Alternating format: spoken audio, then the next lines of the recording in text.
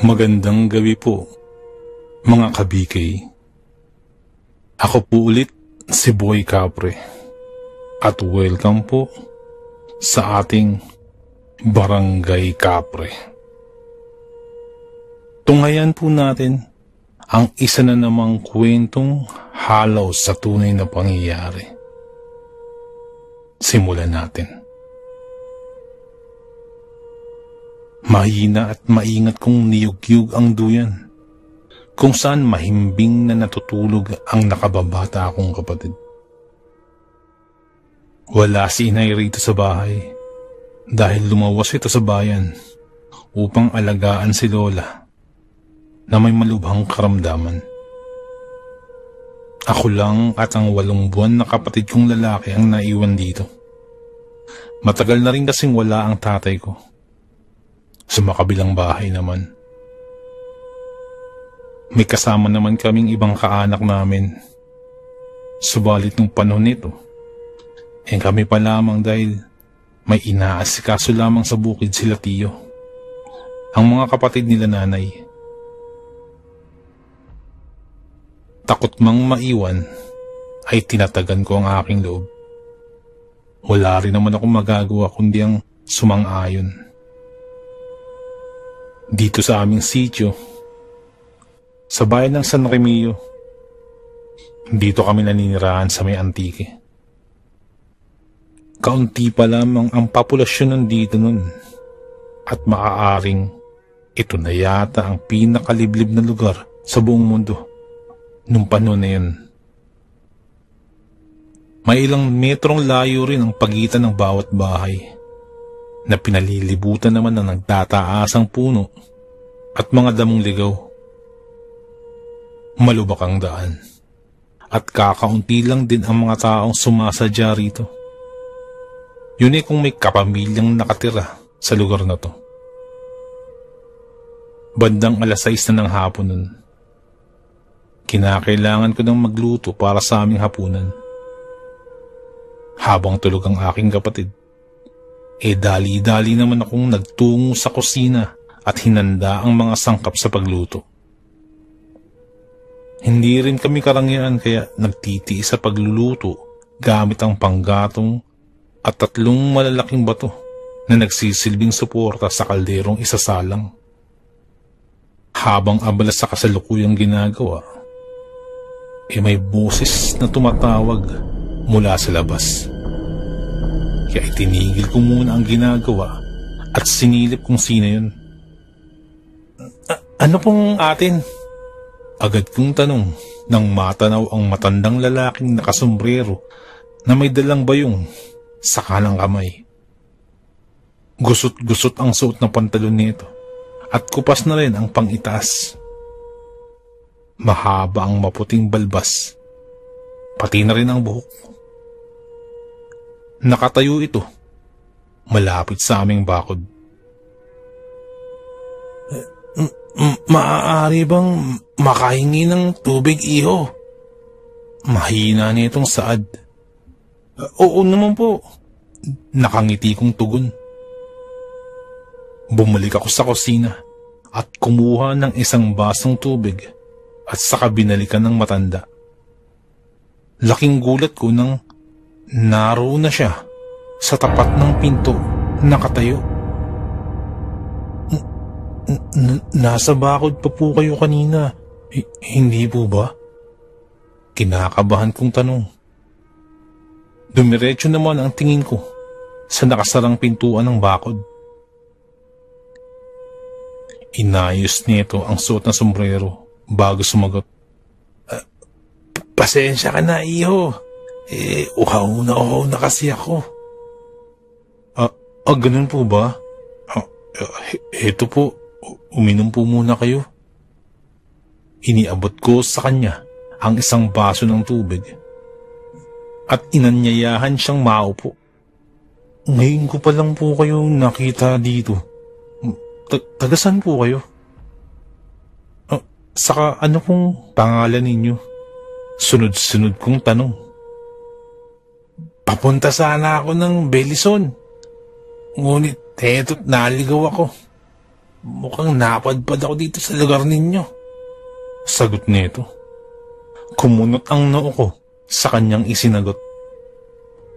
Imposibleng mapadpad siya rito sa lugar namin kung doon naman ang punta niya. Sa tansya ko, ay kilometro ang layo niyon mula rito sa amin. Parang ang layo po yata ng pupuntahan ninyo. Parang imposible pong mapadpad po kayo dito. Napakamot ito sa ulo. Alam mo naman, iho, na kapag tumatanda minsan hindi ko na alam ang daang tinatahak. Alinlangang sagot ng matanda. Kinabahan ako sa kanya. Kasi kung iisiping mabuti, napaka-imposible talaga ng sinasabi niya. Ganun po ba? Patangutang sagot ko. Kikilatisin ko pa sana siya sa mga tanong nang makaabot sa aking pangamoy na parang may nasusunog.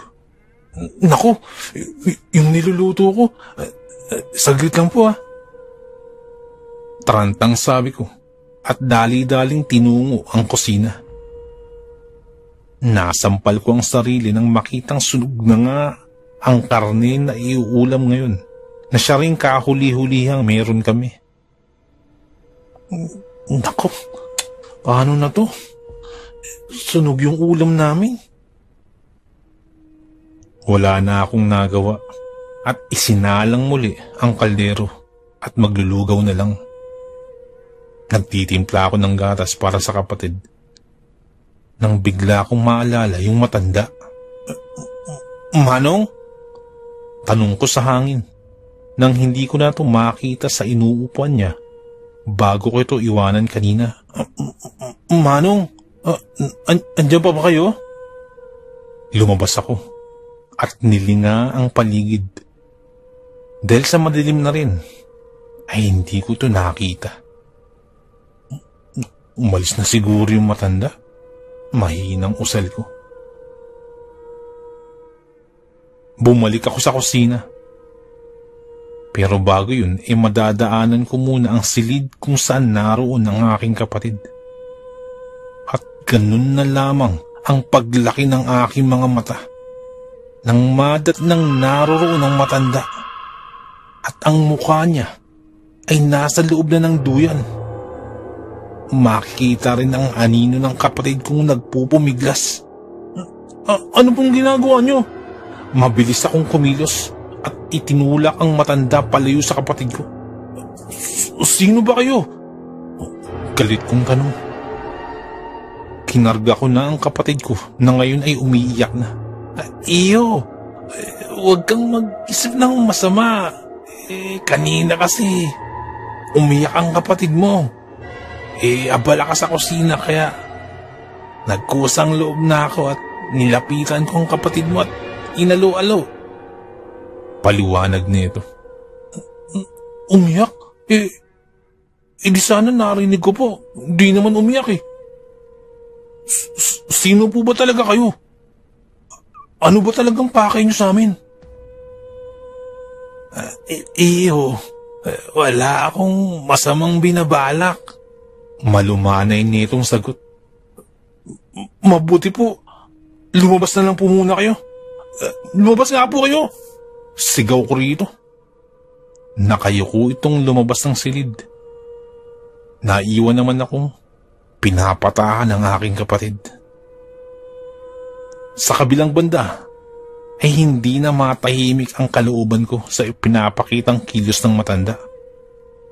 Hindi ko talaga malaman kung ano nga ba ang pakay nito at kung sino talaga siya. Lumipas ang ilang minuto at nakatulog muli ang kapatid ko. At maingat ko itong ibinalik sa duyan. Paglabas ko ng silid, ay nadatnan kong nakatulog sa inuupuan ang matanda. Pinagmasdan ko siyang mabuti. Bukod sa bayong at sombrero niya, ay wala na itong dala. Pero ang kaba ko ay hindi pa rin humuhupa. Kinukutuban ako sa kanya. Isinara ko na lamang ang pinto ng silid ng aking kapatid at humakbang patungong kusina para maghapunan. Nasa kalagitnaan ako ng pagnguya nang may bigla na lamang dumapo sa bubungan namin. Napatayo ako sa gulat. Sumunod na niya ang tunog ng pagpagaspas ng mga pakpak. Napalunok ako sabay tingala sa parte kung saan may dumapo. Ngunit hindi ko pa matukoy kung anong nilalang yun. Sumunod na niya umihip ng malakas ang hangin.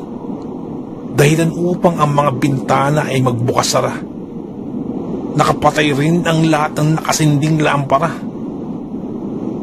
Binalot ng kadiliman ang kabuuan ng aking paningin na sinundan ng nakapaninindig balahibong tunog ng pintong dahan-dahang binubuksan at saka isinara ng malakas. Hindi ako nakakilos at napakurap-kurap na lamang. Sa tanang buhay ko, ito pa lamang ang unang beses na nakaranas ako ng ganito. Napapitlag ako nang may kung anong bigla na lamang lumitaw sa aking likuran. Nawalan ako ng balanse, kaya natumba ako. Dahil sa kadilimang bumabalot, ay hindi ko maaninag kung ano ang nasa harapan ko. Nung maya-maya pa'y bigla na lamang umiyak ang aking kapatid na lalaki. Makoy! Naisigaw ko ang pangalan ng aking kapatid nang umalingaw-ngaw ang iyak nito. Agad akong tumayo at pinuntahan ng silid nito, ngunit dahil madilim ang paligid ay bumangga-bangga ako at kinapaka pa ang daan. Makoy! Pagtawag ko ulit. Sa pagkakataong ito, ang kanyang iyak ay pahina ng pahina na parang inilalayo siya. Bigla akong napatigil nang bumangga ako sa isang matigas na bagay. At nang tinapaka pa ko ito, mabuhok ang parting ito na parang dibdib at braso. Nang pinag-aapang ko pang aking kamay, inaabot ko ang kanyang muka. At ganun na lamang ang kilabot na nanalaitay sa aking katawan nang makapako ang matutulis nitong ngipin. Nabasa pa ang aking kamay sa laway nito. At umalingasaw din ang mabahong amoy na nagmumula sa hininga nito. Nakasusulasok ang amoy nito. Sino ka? Sigaw ko habang paatras akong humakbang. Nagsisisigaw ako nang nagsisisigaw nang ipiti ng ulo ko gamit ang dalawang kamay nito. Pakiramdam ko ay para akong bulatin na binuhusan ng asin sa pagiging malikot dahil sa pagpupumiglas.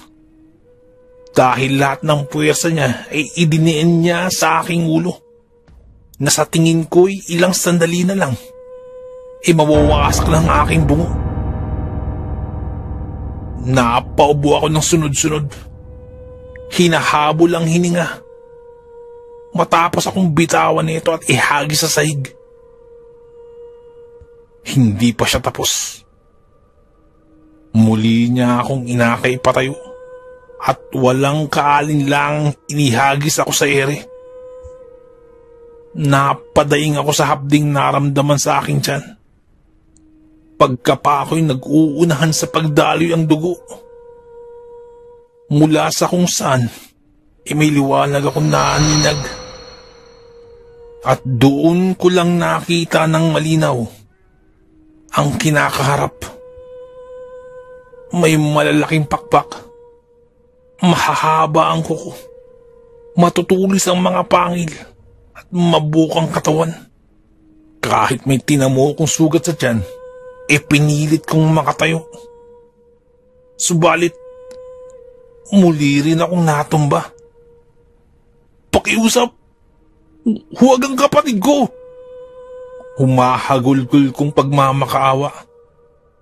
Iyak na ng iyak ang kapatid ko, habang pumapakawala naman ng nakabibinging tawa ang nilalang na yun. "Pakiusap! Huwag siya!" Tiklop tuhod na ako't lahat-lahat at nakikiusap na huwag gagalawin ang kapatid ko. Ngunit lumipad ito sa ere. Dala-dala ang kapatid ko. At parang mamamatay na sa pag-iyak si Makoy. Pinilit kong makatayo sa kabila ng tinamo kong pinsala. Marami-rami na ring dugo ang nawala sa aking katawan. "Ibalik mo ang kapatid ko!" Sigaw ko rito sa nilalang. Maya-maya pa'y lumapit ang nilalang na to sa akin. Gamit ang kanyang kuko, ay hiniwa nito ang aking pisngi. At dahil doon ay nagsisisigaw ako at na bumibiktima sa kapatid ko ngayon. "Napakawalang iya mo!" Ito lumawas nung nakarang araw. Sa hagdanan daw, sa ilalim nun, ay may kahong naglalaman ng panlaban kung sakaling may gagambala sa oras na wala daw si Inay. At muli kong naalala yun. Kaya napaimpit ako habang hawak ang aking tiyan. At pinilit kong bawiin ang lakas at sinikap na marating ang kinaroroonan ng kahon. Pagkabukas ko sa kahon, ay naiharang ko agad ang palad ko. Dahil pakiramdam ko ay nagkukuluan ang mga to.